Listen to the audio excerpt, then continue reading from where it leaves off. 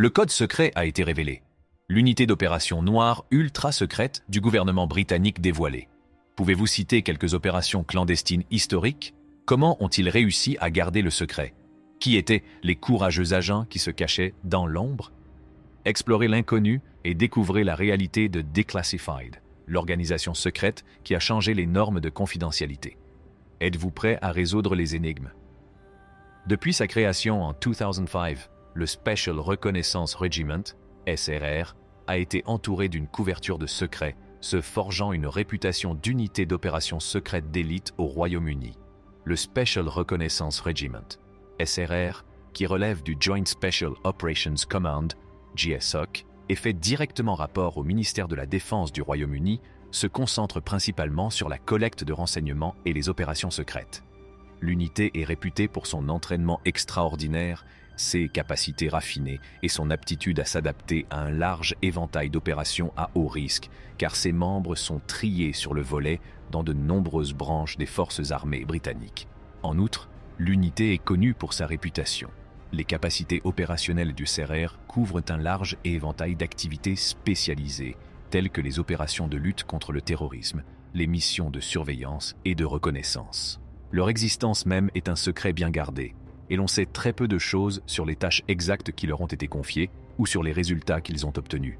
Le Régiment spécial de reconnaissance, SRR, est une organisation secrète qui fait preuve des plus hauts niveaux de subtilité et de professionnalisme. C'est pourquoi il constitue une ressource inestimable dans l'environnement, en constante évolution du combat moderne et de la sécurité nationale.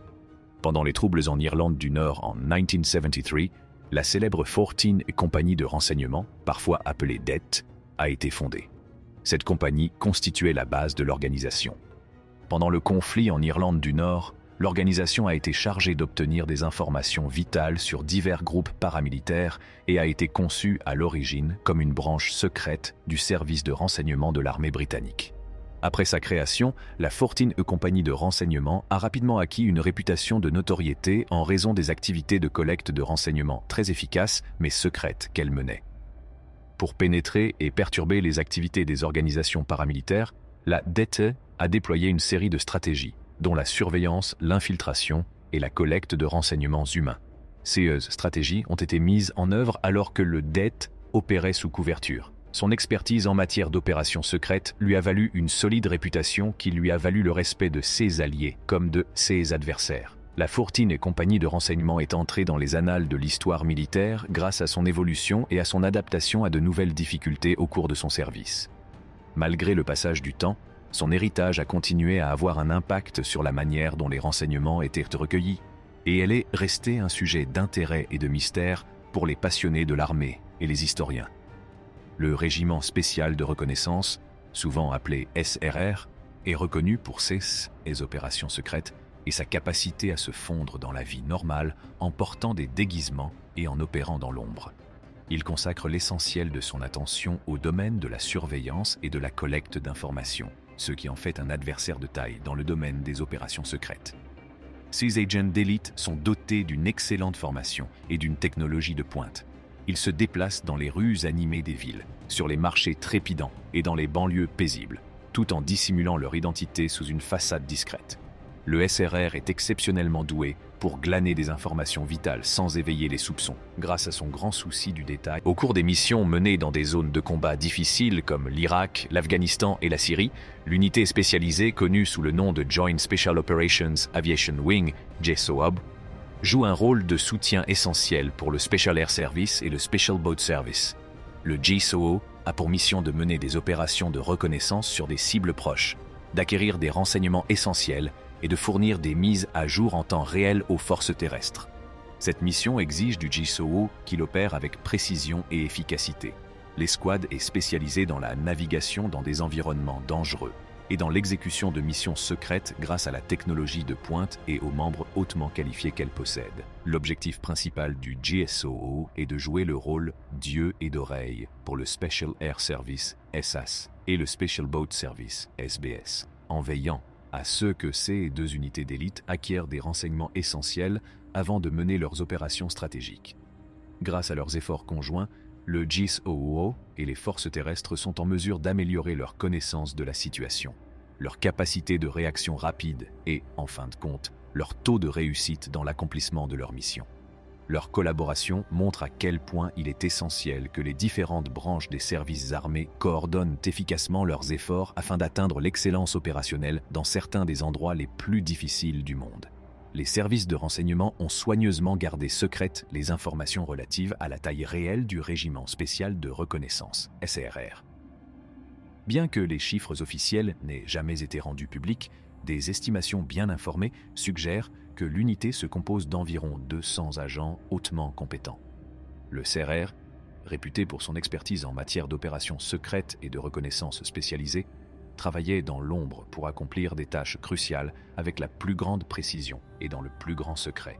Le secret absolu qui entoure le SRR est un aspect important de son avantage stratégique. Cet avantage a permis à l'unité de rester discrète, tout en luttant efficacement contre les menaces à l'échelle mondiale. Malgré le fait que le SRR était une organisation secrète, il avait la réputation d'être une force hautement qualifiée et adaptable, largement connue des organisations de renseignement.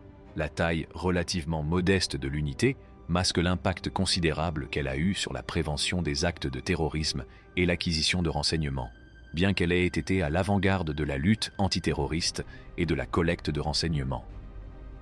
Bien qu'elle ait été tenue secrète, la présence et les effets du SRR ont continué à se répercuter dans la sphère de la sécurité mondiale, bien qu'ils fassent partie intégrante de l'appareil de défense du Royaume-Uni. Les agents du SRR suivent une formation intensive dans divers domaines, notamment les opérations secrètes, les langues et les techniques de surveillance.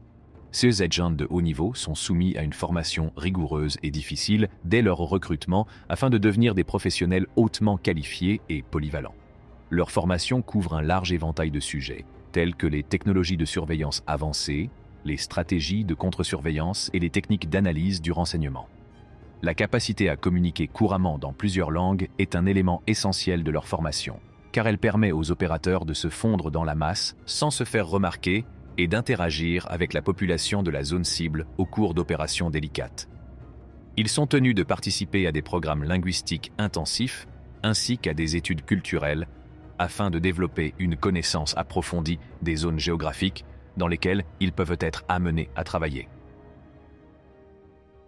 Les agents du SRR sont formés à l'art des opérations secrètes, ce qui inclut la maîtrise de l'art de la furtivité et des mouvements clandestins.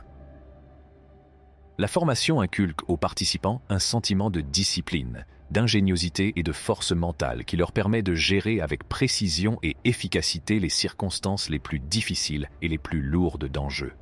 De Jean-Charles de Menezes. Des agents du SRR ont commis la malencontreuse erreur de prendre de Menezes pour un terroriste et l'ont abattu dans une station du métro londonien. De Menezes était un ressortissant brésilien. Cet incident a suscité de vives inquiétudes quant à la manière dont le SRR traitait les renseignements et faisait usage de la force meurtrière. L'opération Eloi, qui s'est déroulée en Afghanistan en 2006, est une autre opération problématique impliquant les RRF. Cette opération, menée en collaboration avec les forces internationales, avait pour but de traquer et d'éliminer des chefs talibans de grande valeur. Cependant, l'opération a été critiquée parce qu'elle aurait tué des civils et peut-être violé les droits de l'homme. Ces allégations ont été formulées. À la suite de ces événements, des inquiétudes ont été exprimées quant à la responsabilité des RF et à leur respect des protocoles appropriés dans le cadre d'opérations sensibles, ce qui a conduit à demander une plus grande ouverture et un meilleur contrôle de leurs activités. Merci de nous avoir suivis. Pour en savoir plus, abonnez-vous à notre chaîne.